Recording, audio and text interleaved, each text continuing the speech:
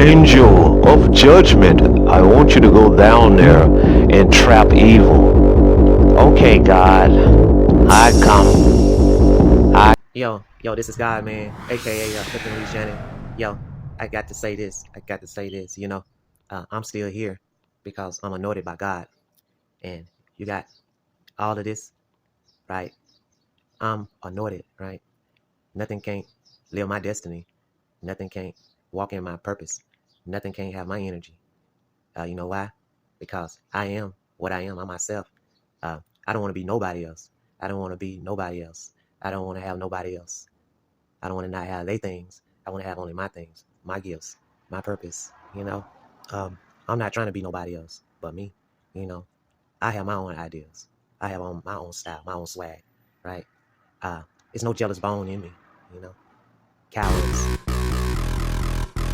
It looks like I'm still here, and it looks like y'all curses didn't work.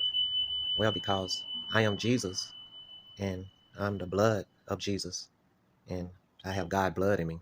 And let me tell you um, about my history.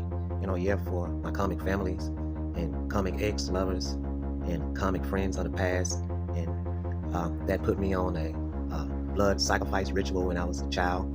But that is before the new peoples that y'all hired to poison me or curse me or voodoo me. I'm divine. I have a big purpose. My purpose is bigger than everyone on this face of this planet because the Most High chose me. Welcome to GODMAN.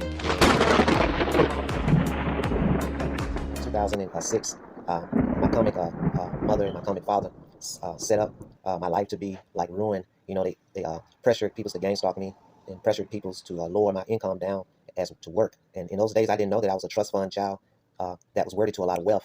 But at the time, they had me working. I didn't know that. I didn't know who my daddy was. Didn't know his side of his family, none of that. I didn't know I was an inheritance. I didn't know I had a life insurance policy, wealth that they put me on, But anyway, I was trying to work. I worked in that Steak and Shake at that time. And then they lowered down my income working there. I was trying to have my own apartment and all of that.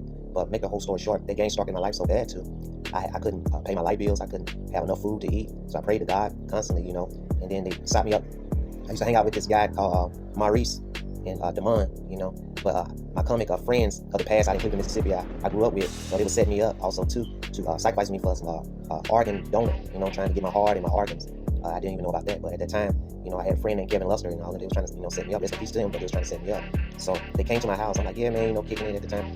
And they stole my belongings, like my CDs and clothes, and I'm like wondering why they did it. But they was kind of voodoo me and doing black magic at me and all sorts of things. My baby mama, so-called ex-baby mama. But I come to find out that, who knows, that probably was not my daughter, but if it is my daughter, I paid a lot of child support for it.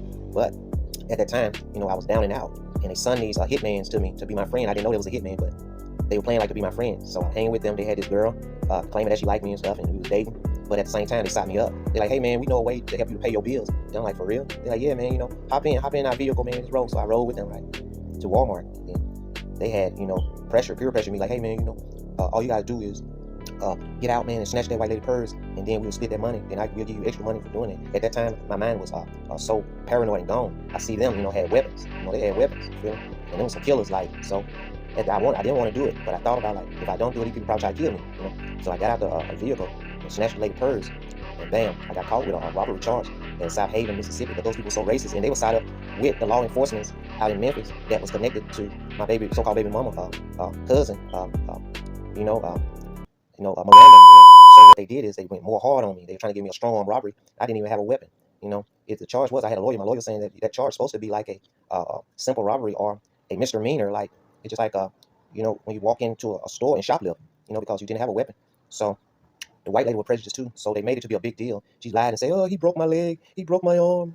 And all I did was holding on to her purse, and she was holding on to it. So I let go of the purse, and she fell on the ground with her own purse. So I never took nothing from her. And those killers got mad at me, because I hopped in the car. They're like, why you let go of the purse? I'm like, man, I'm sorry, man. So they rode off, and that's how we all got caught. I never snitched on those killers, none of that, But that's how I went down. They didn't even go to prison. I was the only one who went to prison. These people so racist towards me.